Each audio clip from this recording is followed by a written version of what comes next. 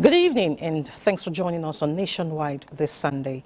I am Elizabeth Omori and we're starting a little behind schedule due to the live coverage of the Armed Forces Celebration and Remembrance Day Interdenominational Church service. Now the news. You are the reason why enemies of the state have not overwhelmed this great nation. The words of Most Reverend Dr. Uchenna Dan Okafor of the Presbyterian Church in Nigeria during his sermon at the National Christian Center Abuja, venue of the Interdenominational Church service heralding Armed Forces Celebration and Remembrance Day in Nigeria, marked on the 15th of January every year. The Reverend talked of soldiers being in the Lord's army and not to concern themselves with worldly affairs, but the one God has called them to do. It reminds them that the battle they are fighting is both spiritual and physical, and urges Nigerians to pray for the support of the armed forces, appreciating veterans, fallen heroes, and those they left behind. The Presbyterian leader prayed for protection and called on Nigerians to unite against non-state actors, commending the Nigerian military for its victories over the past year, including the elimination of more than 13 terrorists and criminals, arresting more than 17,000 and rescuing nearly 10,000 hostages. Most Reverend Okafor praised the military's professionalism and bravery, citing improved maritime security and the destruction of thousands of illegal refining sites. The 2026 Armed Forces Celebration and Remembrance Day theme, Valor, Sacrifice and Unity, honoring our heroes, highlights the bravery and sacrifices of Nigeria's military personnel. Now, the chairman of the Nigerian Christian Pilgrim Commission, Right Reverend Monsignor Cletus Gotan, urges intending pilgrims to be worthy ambassadors of Nigeria as the second batch departs for Jordan and Israel. He gave the charge during the airlift of the second batch of intending pilgrims in Abuja, where he admonished them to conduct themselves responsibly and uphold the good image of Nigeria as they embark on the holy pilgrimage. He noted that the pilgrimage was made possible through the support of government and relevant stakeholders. They include intending pilgrims for Borno and Bauchi states, as well as consulars. To environmental matters, thick fog, dusty air and unpleasant smell filled the atmosphere when residents of Nigeria's capital, Abuja, woke up Sunday morning to an unusual weather condition. The sudden change left many struggling to breathe comfortably, raising concerns about air quality, public health and possible dangers of inhaling polluted air. Charles Alpha examines causes, health risks involved and precautionaries residents are advised to take. Residents of Abuja were greeted on Sunday morning by an unusual and uncomfortable weather conditions marked by thick fog, dusty air and an unpleasant smell that hung over many parts of the city. Those who stepped out early for church service said they felt a peppery and burning eyes. For some, the air felt heavy, irritating, and unable to breathe normally. Actually, I was surprised and shocked, so we really didn't expect to see this weather here today. Experts believe the condition is largely linked to dry season weather patterns, especially the movement of dust-laden winds from the Sahara Desert, commonly known as the Humanitarian effect. These winds, they say, carry fine particles of sand, smoke, and pollutants into the atmosphere, reducing air quality and visibility. The warn that breathing in dusty and polluted air can pose serious health risk, especially for children, the elderly, and people with existing health conditions. One of it is lung cancer, asthma, which is very, very common. We also have cases of pulmonary diseases. Dry and dusty wind, experts say, irritates the airways, making breathing difficult for some persons. And so they have advised the use of face masks when outdoor. Doctors advise people who already have breathing problems to be extra careful during this period. Close windows and doors to prevent dust from entering homes. Drink plenty of water to keep the throats and lungs hydrated. Residents, for now, are hoping for a clearer skies and fresher air in the days ahead.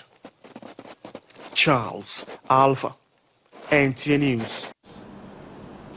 Thank you, Charles. And it's time to join Sadia in our Sokoto Network Center for reports from her zone. Sadia.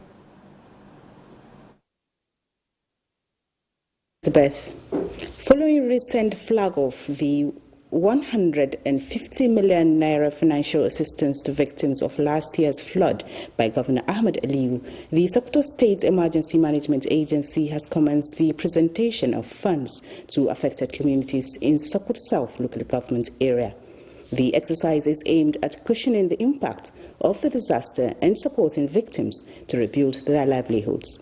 Dalhatu Abdullahi completes the report. Although not as severe as projected by relevant meteorological authorities, the 2025 flooding affected 15 out of the 23 local government areas of Sokoto State. Malam Dan Alhaji and Erlele Barmo are among the beneficiaries drawn from 11 wards in Sokoto South local government area. They received a support ranging from 50,000 to 200,000 naira. da ya ba mai girma gwamna dama kawo mana wannan tallafin kuma wallahi mun ji daɗi kwarai da gaske kuma zai taimaka mana sosai wurin gyara wuraren mu da saka ta gayyara.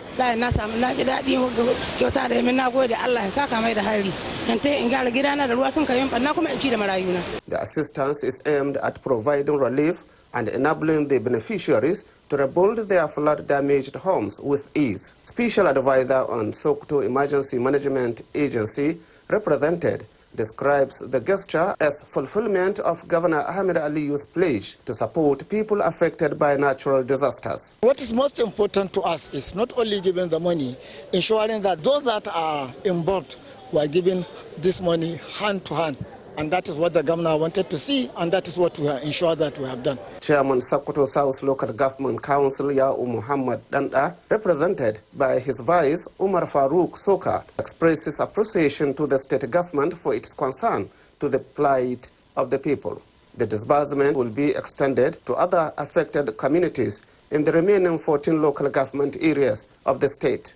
In Sokoto, Dalhatu Abdullahi, NTA News. The Sokoto State government has set machinery in motion for the rehabilitation of sections of the Sokoto Central Market destroyed by fire, with the provision of 4.2 billion naira checks to contracting firms handling the project. Governor Ahmed Ali, while presenting the checks, disclosed that the amount represents 50% of total cost of the market rehabilitation, underscoring government's unwavering resolve to restoring and boosting commercial activities in the state. Asma Habibu Shagari has details. The intervention follows a series of engagements between Sokoto State government officials and stakeholders of the central markets, parts of which were destroyed by fire in 2021. The total cost of the rehabilitation project stands at 8.4 billion naira, with the state government releasing 50% of the amount to the contractors selected from within the business community. I want to assure our business community that my administration remains unwavering in its commitment to create an enabling environment where business to thrive. As a responsive government, we are also determined to support traders with capital to further structuring their enterprises. APC stalwarts and former governor of Sokoto State, Senator Aliyu Magatukar Dawamako, commended the governor for what he described as a bold, timely and people-centered intervention. Sultan of Sokoto, Muhammad Saad Abubakar, represented and other stakeholders lauded the government's foresight, noting that the project has the potential to significantly revive and strengthen the state's business environment. The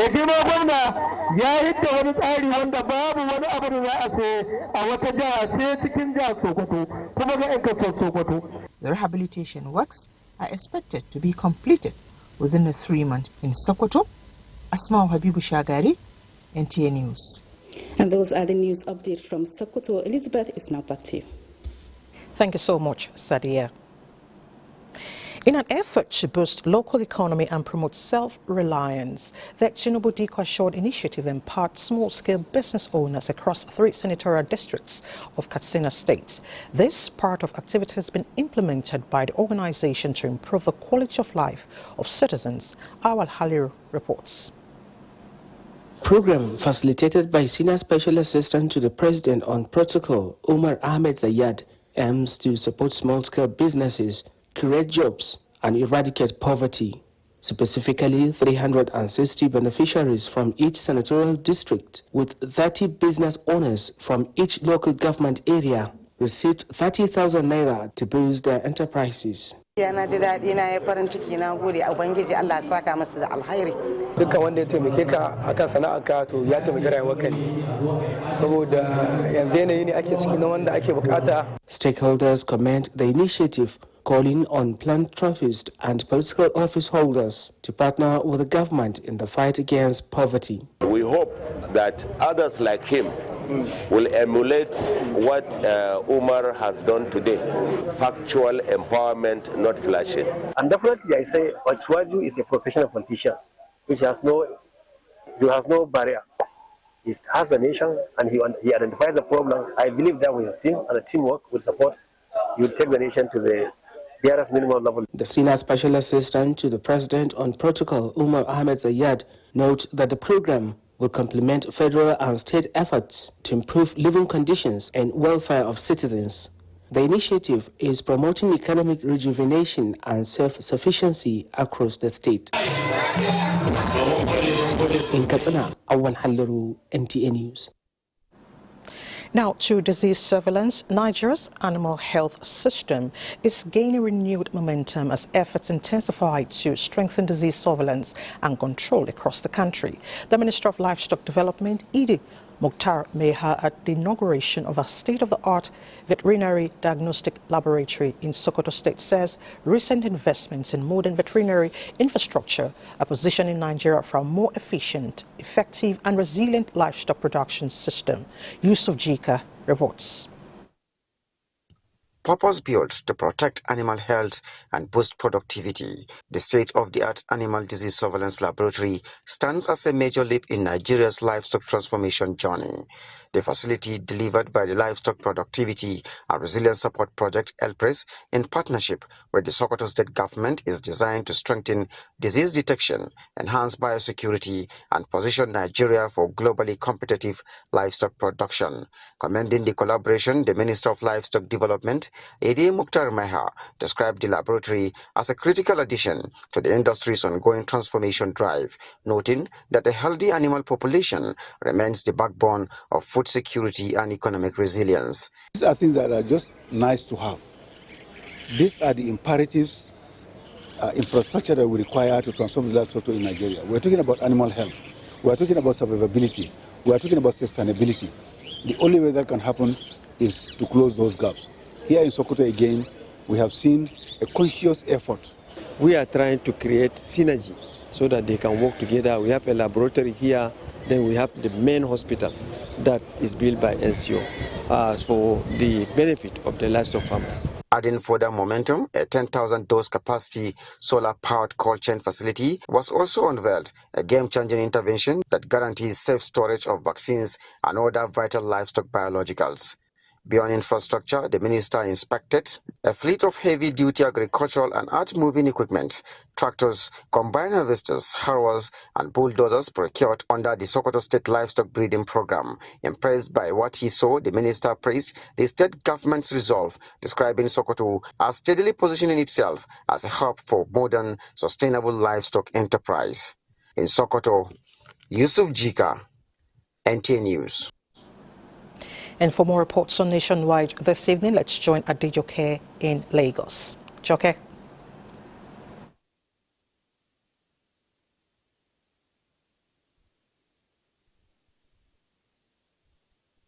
Thank you very much and welcome to Lagos. 19 days after the fire incident that engulfed the Great Nigeria Insurance Building and 6 other structures on Martin Street, Lagos Island, demolition of distressed buildings has begun. Jopopola reports that the exercise is being done amidst tight security. For the past 4 days, major markets and streets around the Balogun market have been cordoned off to pave way for the demolition exercise, which authorities say must be done before reopening of the affected area. The main objective of the first phase of this demolition exercise is to clear debris of collapsed structures affected by the inferno. It is when this is achieved that the main building, that is the Great Nigerian Insurance House building, can now be pulled down. A combined team of emergency responders comprising the National Emergency Management Agency, Lagos State Emergency Management Agency, LASEMA, and other stakeholders are actively involved in the operation to ensure it is done in accordance with laid-down modalities and public safety.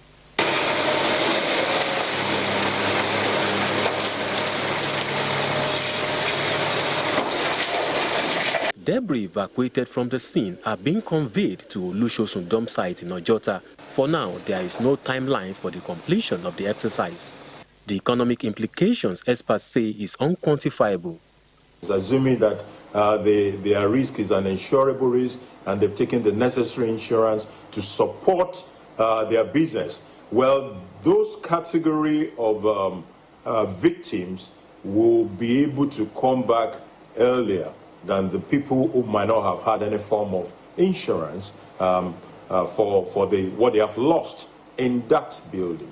As the demolition progresses, traders are hoping the exercise will be completed as soon as possible so that economic activities in the area can resume. In Lagos, Joel Ukbola, NTA News. From that, January is often dubbed the longest month of the year by many, despite the fact that it has the same number of days as several others. The perception is largely driven by economic, social and personal factors, including mindset. Ime Udori examines the deeper reality for many Nigerians beyond the assumptions. Her report is presented from our studios.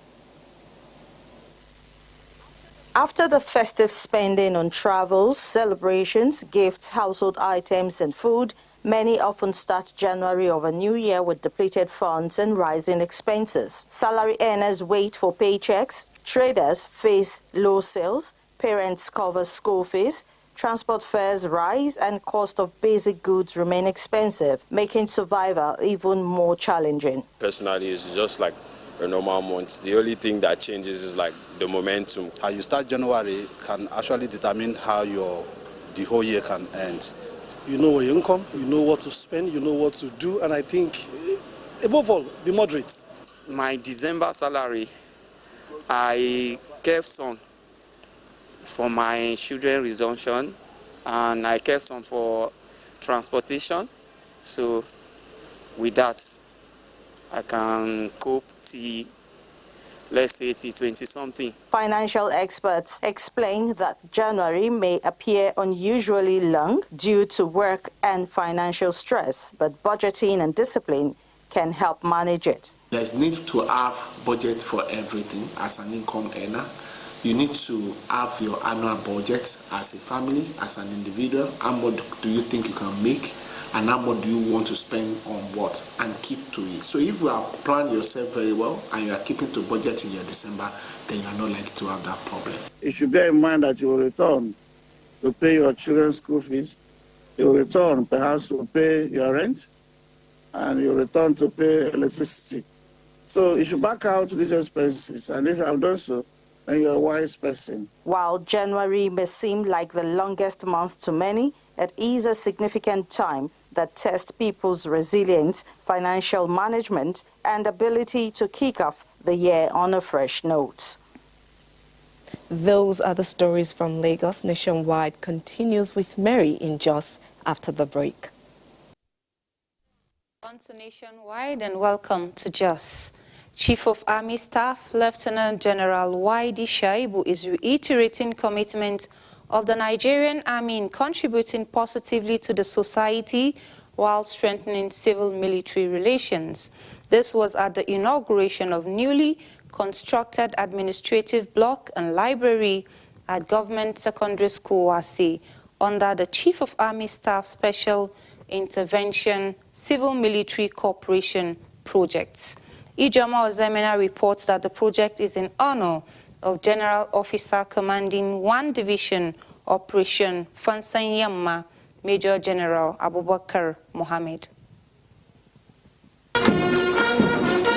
The move by the Chief of our Army Staff Special Intervention Civil Military Cooperation Project is to provide support to communities of Nigerian Army senior officers who have risen to the rank of Major General. The newly constructed and furnished administrative block to enhance the educational socio-cultural well-being of the citizens and its environs. On behalf of the entire people of Rwanda, express our appreciation to the Chief of Army Staff for approving our brother to construct this edifice for the use of our youth here in Rwanda.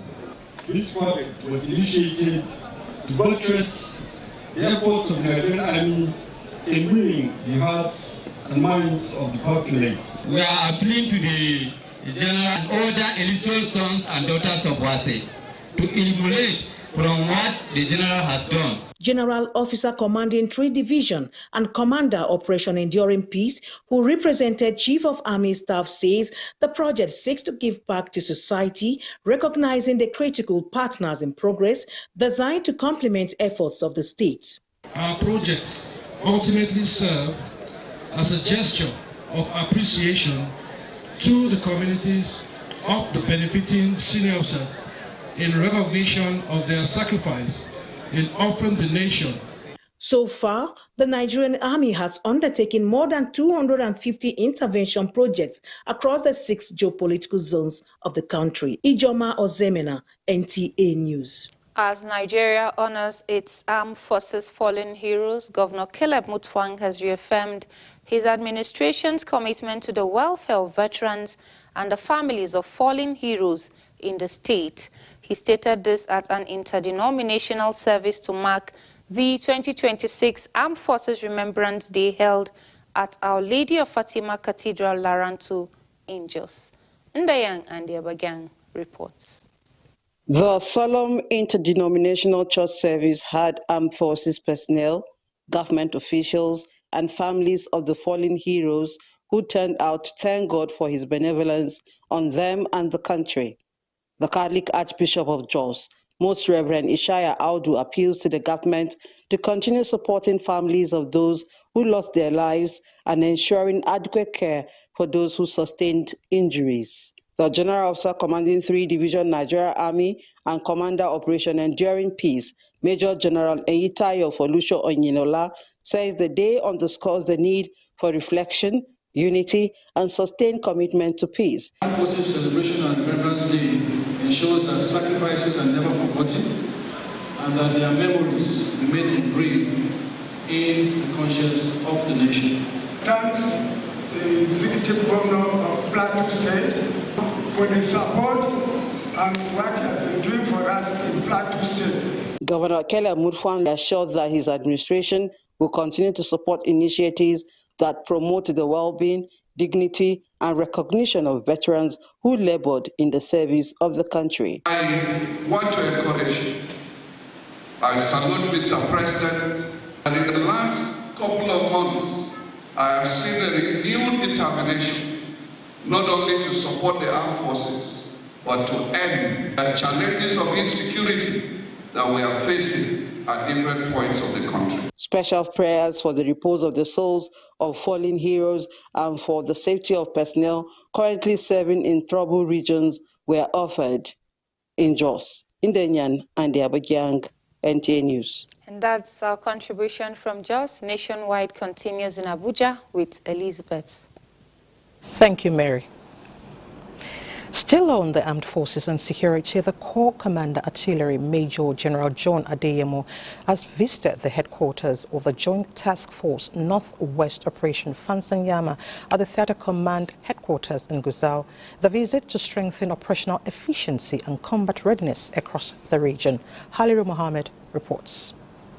The visit of the Corps Commander Artillery Major General John Adeyemo to the headquarters of the Joint Task Force Northwest Operation Fansanyama is part of efforts to boost the morale of troops and commend them for their professionalism and resilience. He acknowledged the sacrifices of personnel and their families, stressing that the Nigerian Army Corps of Artillery remains committed to improving their training and welfare. Major General Adeyemo, who met with the theater commander Major General Wara Idris and senior officers, said the visit was aimed at reinforcing the Chief of Army Staff's philosophy of professionalism and excellence, as well as assess the combat readiness of formations under the theater. The theater commander described the visit as timely and strategic, noting that it will further enhance artillery fire support, coordination, and the overall effectiveness of ongoing counter-terrorism operations across the Northwest. The engagement also featured briefings with field commanders and operational units under the theater.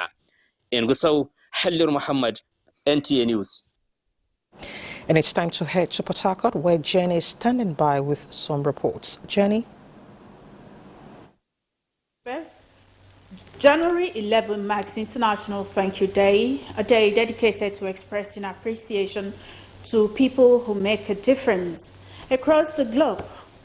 Individuals take this opportunity to say thank you to friends, family members, colleagues, and even strangers, reminding everyone of the power of these magic words. Jide Beronya shares further insights on the significance of International Thank You Day. Let's talk about please and thank you. They're called the magic words. If you want nice things to happen, they're the words that should be used. Use it in the morning, in the noon, and night, because that's a great way to people's hearts. Mrs. Loretta Mokeze's heartfelt song heralds the observance of International Thank You Day, drawing attention to the simple act of appreciation. She stressed that gratitude is often overlooked in modern society, but remains an important value. Some respondents echoed her views, saying that a thank you attitude helps reduce conflicts and promote cooperation among people. Thank you is one of the magic words we know. So this word thank you, I don't joke and play with it. In everything I do, whatever you've done for me, I must express that attitude of saying thanks, because I believe it is very, very powerful. It's a significant something in the life of a human being. Whatsoever race you are, when somebody did something, you say thank you. You appreciate that thing that person did for you. Studies also show that gratitude can reduce stress, increase happiness, and create a sense of belonging both at home and in communities. As simple and powerful as the phrase is, why does it so often go unsaid? In a world like this, these days, I don't know why some persons find it difficult to say thank you. Most persons are ingrate. Let me put it that way. Most persons are ingrate. That is why they cannot say thank you. It's always positive to show it in action, so that the person that, imparted in you, we also know that, you appreciate what he or she did for you. On the occasion of the International Thank You Day, society watchers say it is not just a date on the calendar, but a reminder that expressing gratitude is a habit worth practicing every day in order to create a more compassionate world. In Port Harcourt, Chidiebere Onyia, NTA News.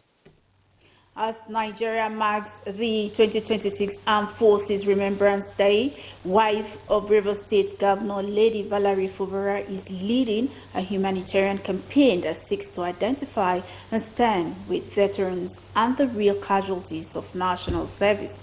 Kingsley Amajiri reports that unlike the past approach to marking the event, Lady Fubara is adopting a humanitarian outreach, family and community day approach in 2026. These widows are the families left behind by the gunshots that cut off their spouses while on active service to protect Nigeria. They remain the real casualties of their spouses' chosen career, who daily pay the quiet cost of national peace. They, alongside the veterans, are at the center of this humanitarian gesture at Government House, Port Harcourt.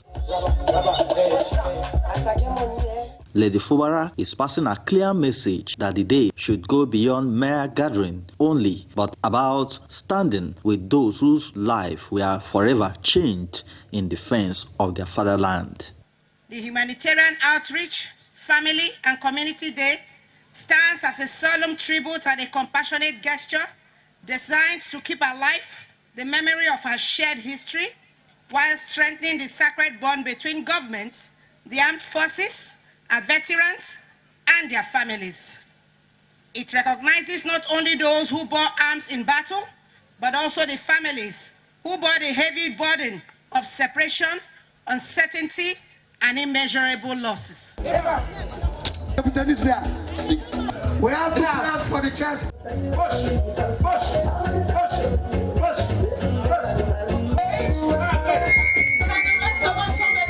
This engagement here at Government House, Port Harcourt, through the wife of River State Governor, demonstrates the state government love, care and concern for the veterans and the families of fallen heroes, in appreciation of the sacrifice they made towards the sustenance of Nigeria's unity and territorial integrity. In Port Harcourt, Kingsley Amajiri, NTA News. And those are the reports from Port Harcourt. Nationwide will continue with Elizabeth in Abuja after the break. Thanks for staying with us. President Bola Tinubu congratulates former President of the Senate, Senator Ahmed Ibrahim Lawan, on his birthday, January 12. The President acknowledges Senator Lawan's commitment to national unity, good governance and democratic values, which earned him respect across party lines and among Nigerians from all walks of life. The President wishes the legislator good health and renewed strength as he continues to serve the nation. And that's Nationwide today. Thank you so much for your time. I'm Elizabeth Omori. Good evening.